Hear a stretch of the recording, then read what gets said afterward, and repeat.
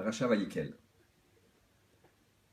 Vayikel, Moshe et kol adat bnei Israël. Moshe a rassemblé toute l'assemblée des bnei Israël. Un rassemblement se fait forcément dans le shalom. Une keïla, une communauté, doit régner le shalom. Le shalom, c'est entre un homme et son prochain, et entre un homme et Akadosh Baruch Hu.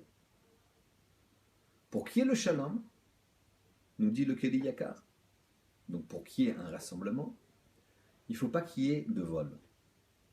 Alors bien sûr, on a vu une paracha précédente, il y a quelques parachiotes, quelques semaines, parachat Yitro, où on tranche des dîners mamonotes, des lois commerciales. Moshe, Yitro, a imposé, enfin conseillé d'avoir différents juges à différents niveaux suivant l'importance et la gravité et la difficulté de l'affaire. Et finalement, si c'est extrêmement grave, c'est Moshe qui va être extrêmement compliqué, c'est Moshe qui va la trancher. Mais en tout cas, le Ben Adam entre un homme et son ami, au niveau commercial, c'est résolu. Maintenant, il s'agit de le faire entre soi-même et Akadosh Baruch Hu, qu'il n'y ait pas de vol, pour qu'il y ait le shalom, qu'il y ait le vayekel. Alors, comment il pourrait y avoir du vol entre nous et Akadosh Baruch Hu? En fait, le principe est le suivant. Nous dit le Midrash, V'asita et kerashim. Quand on fait le Mishkan, on doit le faire avec les kerashim, c'est-à-dire on doit faire des poutres. Et on les fera en bois de shittim, en bois de cèdre. Le cèdre, c'est un bois qui ne donne pas de fruits. Et nous dit le Midrash Rabbah, c'est pour nous apprendre que pour construire la maison d'Akadosh Baruch Hu, on ne doit pas couper et détruire des arbres fruitiers. À plus forte raison pour sa propre maison.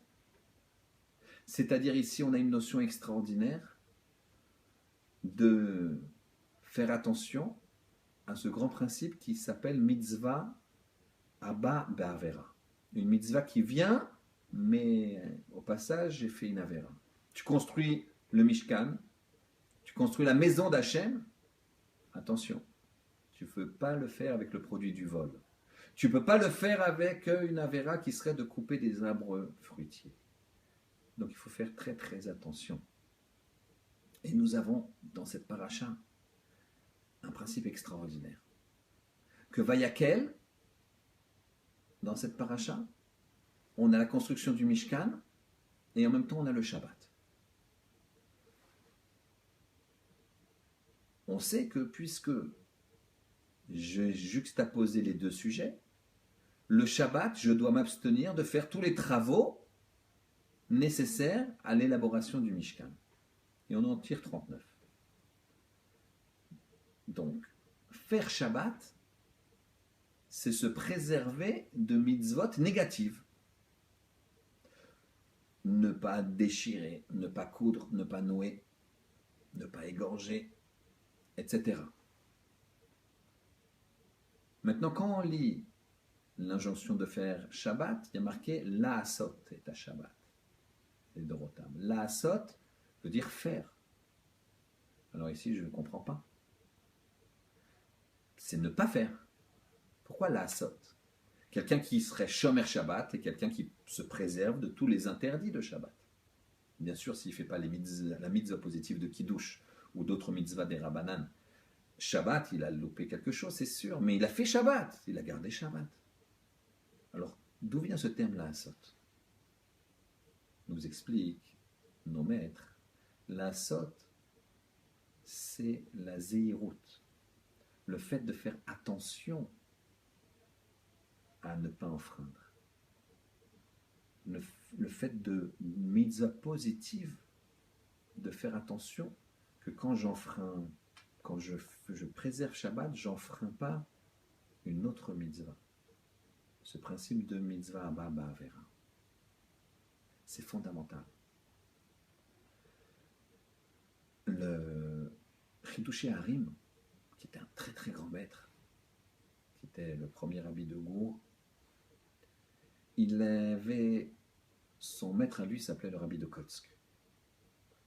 Et le Chidush Harim, des années et des années, avait écrit un livre sur le Shulchan Aruch, expliquant des sujets dont traitait le Shach, le Siftei Cohen, un très grand commentateur du Shulchan Aruch.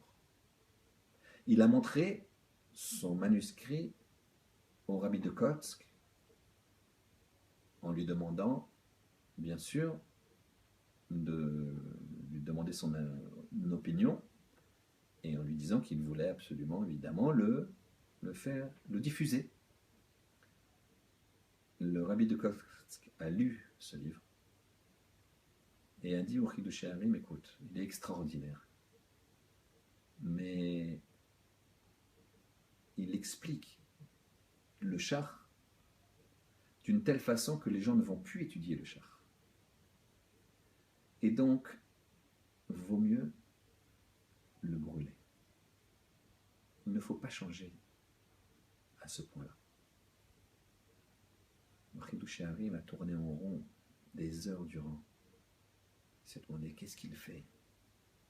Des années de travail. Finalement, il s'est dirigé vers la cheminée, a mis du bois et des brindilles et a brûlé son manuscrit. Il y avait au Beth Amikdash un instrument qui s'appelle le navel, la harpe. Et pourquoi ça s'appelle navel? Nabal, ça veut dire inique, c'est quelqu'un de pas bien. Nabal. Pourquoi cet instrument s'appelle naval alors qu'il était extrêmement beau, puisque nos maîtres disent qu'il faisait rougir les autres instruments tellement son son était extraordinaire. Et bien justement, parce qu'il faisait rougir les autres instruments, alors on appelle naval ce côté un petit peu péjoratif. Parce que même si c'est tellement beau et c'est une tellement grande louange à Kadosh Baruch Hu, ce son, puisque quelque part il diminue les autres instruments, alors il a ces mêmes lettres que ce mot naval.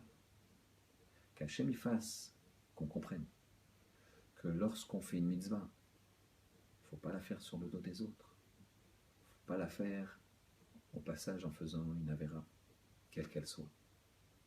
Hachem nous aide et qu'on puisse se rassembler dans le shalom. Shabbat shalom.